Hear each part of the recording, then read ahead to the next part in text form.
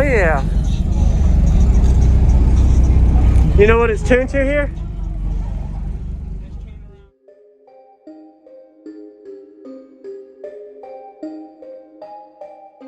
Use discount code JacobViral to save when you shop at SkyHigh Car Audio, Explicit Audio, and others. Links in the description. Thanks for watching and enjoy the video. How are you doing?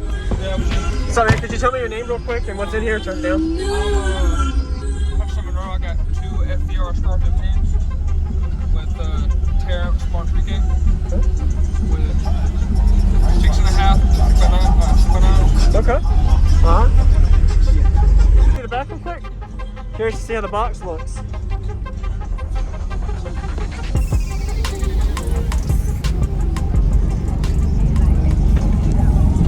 Oh yeah. You know what it's tuned to here? It's tuned around 28 to 45. Okay. And the amp is behind the seat? Can I see it real quick? Oh, it is?